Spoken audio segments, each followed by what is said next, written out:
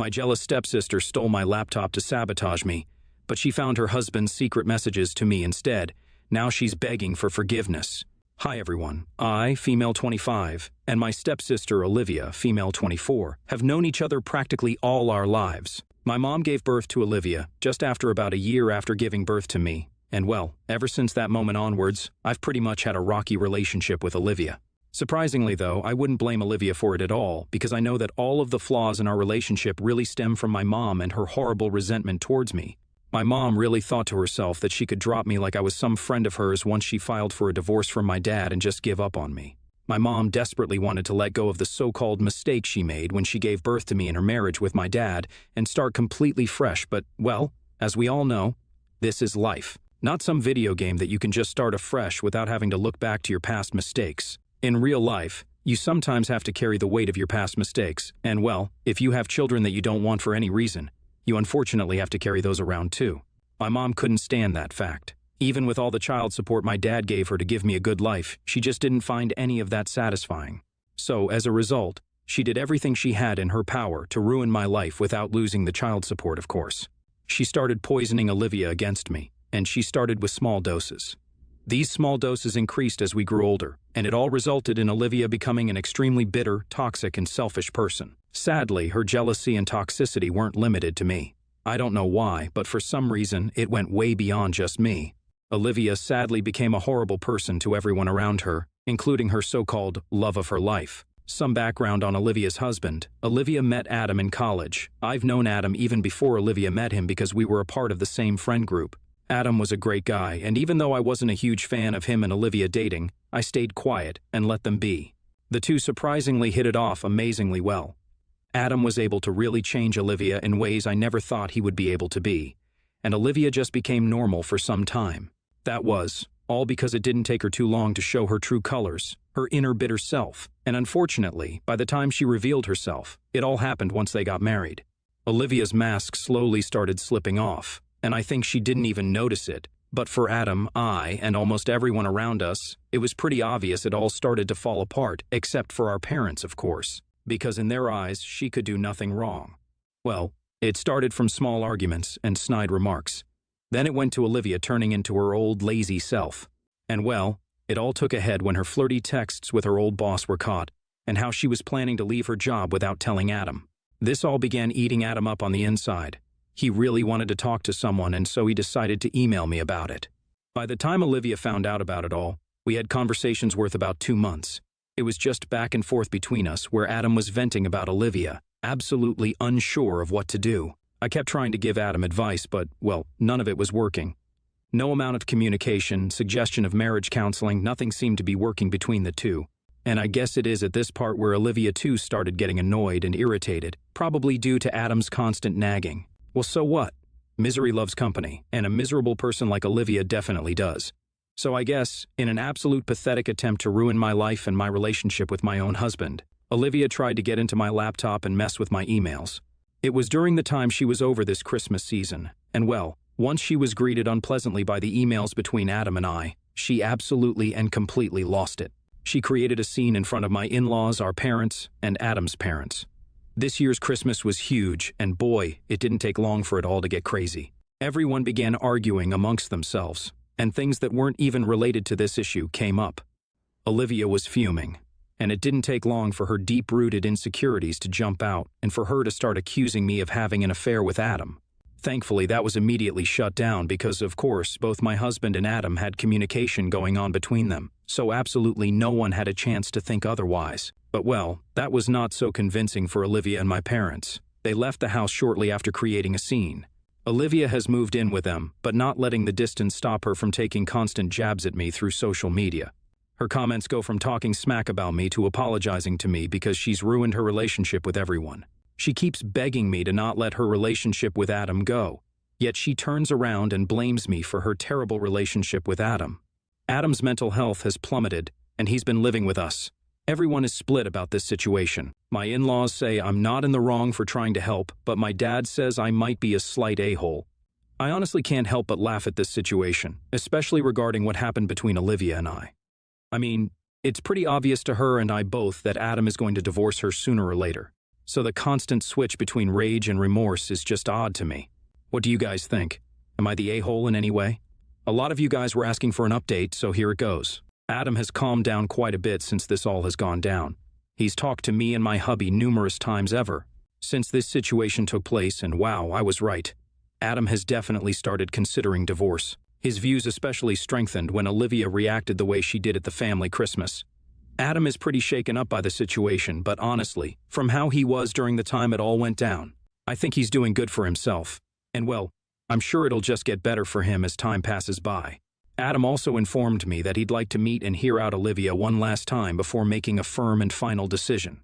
Honestly, I did thoroughly recommend him against it, but he was pretty set on it, so I guess there's going to be a few more updates coming for you guys regarding that. Adam finally met up with Olivia. Well, it wasn't a pretty view for him. From what Adam explained to me, Olivia looked miserable. She started off the conversation by apologizing to him, and even going as far as to say she'd apologize to me. She almost managed to convince Adam to take her back, but thankfully she wasn't able to keep her act for too long this time. As soon as they started talking about getting back together, Olivia became extremely passive-aggressive, bringing up everything that I did and calling Adam a betrayer. Adam pretty much lost it there and then. He made it clear to her that if she couldn't shut her mouth, even after he pretty much begged her to, she's not worth being in his life. I guess that finally sparked a light bulb in Olivia's mind, and she realized that Adam was really not messing around. She tried to turn things around once again, and well, thankfully, by God's grace, Adam really finally realized how pathetic she was being and decided to just leave her there. Obviously, Olivia isn't herself unless she creates a scene, and she tried to do so at the place where they met. Adam was accompanied by some of his friends there, and they had also informed the restaurant owners about Olivia's tendencies, and well, all the pre-planning really helped because the security ended up escorting Olivia outside the restaurant. Ever since then, surprisingly, Adam has been doing well. I guess he too realized how big of a bombshell he avoided by leaving Olivia. I'm honestly proud of him. Even though I know this is merely the first step, but I know this is the most important one. A lot of you guys were asking for a final update to conclude this roller coaster of a situation, and well, thankfully, I can happily say that we've gotten rid of Olivia, well, almost. Adam has officially moved out of their shared house, filed for a divorce, and bought himself a place to stay. It's all amazing because, although it's only been about 6 months since this mess of a situation went down, Adam looks fresher than ever, as if the old Adam from college is back, and we're all embracing this change. Olivia has changed as well, but needless to say, no one except for my parents are embracing this change because they're just so happy that their daughter has lost her job for having an affair with a boss and is moving in with them just like the good old days. Needless to say, the end of Adam's relationship with Olivia also means that this is the end of my relationship with her and my mom.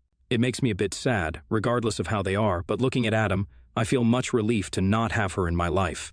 And so does everyone else, including Adam, of course, who has gone as far as to read this post and all of you guys' amazing replies and is eternally grateful for the support you all have left him since the past couple of months. NTA. Olivia really pulled one and found out about herself. I mean, what did she think would happen if she even succeeded at ruining her marriage? LOL. Don't make yourself feel guilty over a shitty person like Olivia. NTA. I feel so bad for Adam. Oh my God, he seems like such a nice guy. I really hope he can do better after Olivia, and as for her, I really hope she has fun rotting with her parents in their basement. LOL. NTA. Olivia seems so bipolar. I was genuinely confused all throughout the post as to what this woman really wanted because WTF. Regardless though, I'm glad Adam has finally gotten rid of a burden like her. I'm on mobile, sorry for any formatting issues. Also using a throwaway account because my fiancé knows my main. A bit of background, my fiancé, 35 male, and I, 26 female, have been dating for 6 years and living together for 4. We both work in healthcare and have hectic schedules. I've been minimally employed for about 2 months and started cooking in my spare time. I've been offering to make my fiancé food to make breakfast and dinner easier on him. He always tells me yes if I ask if he wants me to make extras for leftovers, but as soon as they get put in the fridge, he won't eat them and instead comes home and grabs a TV dinner to put in the microwave. This means I'm often stuck eating the same meal for a week at a time. Otherwise, it sits in the fridge and goes bad. This gives me severe anxiety because I grew up food insecure, and watching food go bad fills me with dread. When I brought it up, he basically told me he would forget the leftovers were in there and kept grabbing TV dinners. I got a whiteboard to put on the fridge and started writing what leftovers were in there, and he got insulted and said the idea was infantilizing, so I didn't use it. He kept grabbing TV dinners and it was hurtful, insulting that he would overlook the leftovers for them. Lately, I've been struggling with some mental health issues, anxiety, and cried about how hard it is to keep on top of the kitchen, and that I felt like I was getting stuck in there being the only one who cleans it, while my boyfriend gets the, in my opinion, much easier chore of washing clothes. He offered to switch chores for a while so I could take a break, and I agreed. That was about 6 to 8 weeks ago, and in that time, he's washed about half the dishes once. I've been washing dishes as I've needed them, and putting a few through our mini dishwasher when able. Yesterday, I broke down again because I just wanted to cook so I'd have something to eat. But there were dishes on every surface of the kitchen, covering counters, stove, table, chairs, and sinks, and it took 2 hours of washing to catch back up, not including wiping counters and floors, etc. And by the time I was done, I didn't have the energy to dive into cooking. When I talked to him about it, he told me he was too busy with work to clean the kitchen, and that he would have gotten it later in the week, at least 3+ days, and that I was overreacting to not having a space to cook, and it can wait or I can do it myself. It feels like the kitchen got dumped on me, and now I'm doing the laundry, and I genuinely believe it's because he's perfectly content grabbing a TV dinner, doesn't need anything to cook, just a fork to eat with, and getting out of the kitchen. It's a small thing to him, but his habit of grabbing a TV dinner is making me feel unappreciated, and that it's enabling him to ignore the chore he offered to take. Wibta, if I stop buying TV dinners for a while so he'd address these issues? NTA. It's sad that you don't realize that he isn't going to change. The real issue here is whether or not you are going to find the courage to leave him. You already know what life with him is going to be like. Either accept being his slave or move on. I can't get over you dating a 29-year-old at the age of 20. Also, yes, stop buying TV dinners. He does need to take care of the home with you, rather than letting it just default to you. It's not normal to just leave piles of dishes and not expect your partner to have a breakdown. Please take care of yourself. I'm really tired and I will come to this and try to elaborate, but this isn't a healthy situation for you. NTA. The TV dinners are the least of your worries. He's not respecting your role in the house and not helping out nearly enough. If it were me, I'd make my own food only and wash my own clothes. Let him buy his TV dinners if that's what he wants. You can make yourself food that you love and in the right amounts. I, 20 female, have worked at my current job on a building site for 9 months. One of the men working on site makes me quite uncomfortable. He has made 1 or 2 inappropriate comments. This isn't my issue, as this is a construction site. It's really meant as a joke. However, he is a very touchy-feely person. I am not in the slightest. I won't even hug my family members unless it is little children because I don't want them to feel hurt or rejected because it can upset them very easily. Over the past 9 months, this man has touched me in some way every time he sees me. I thought I made it clear I was uncomfortable because I tense up and he notices, or I freeze in place and just look at him because I'm not sure what to say. Don't get me wrong, it's not inappropriate. Touching. It's usually a pat on the back, a nudge with his elbow, or one of those half-hug shake things. However, it still makes me pretty uncomfortable. I decided today to speak to him about it when we were alone. He patted me on the back again, and I flinched because I didn't expect it. He asked me if something was wrong or if I had a sore back. I didn't want to be mean, but I had just had enough. I was already having a bad day and my patience for these things was wearing thin, so I said to him, "No, sorry. I just don't like people touching me unexpectedly or uninvited. It's pretty uncomfortable to me." He wasn't happy. He went around telling people that I had hurt his feelings, made him uncomfortable, made him feel like he was a bad guy and that he was doing something wrong. I didn't mean to hurt his feelings or make him uncomfortable at all, and I'm really sorry he feels that way. I really do feel awful, but at the same time, all I was doing was setting a boundary for myself. If anyone else behaved the same, I would politely tell them the same thing. I don't see anything wrong with this myself, although I'm sorry for his upset, but the other guys on site are now saying I'm uptight, etc. So, AETA? NTA. I think you know you aren't TA but need support because you're in a shitty work environment. I recommend talking to HR or whatever equivalent you have around if coworkers bother you about this. I also suggest for the future that you verbally make it clear on the first time someone touches you that you're not okay with it. He might pretend not to notice you flinching and visible discomfort, and who knows, some people legitimately might not read that from you. But if you are verbal the first time, he doesn't have that excuse. NTA. You didn't embarrass him by saying anything in front of other people, nor have you complained about him to management HR. You simply told him that his touching behavior made you feel uncomfortable, and you made sure to do this when you were alone. That's the best way you could have done this. Instead of taking this on board and apologizing and getting on with work, he was gone off and told a bunch of people.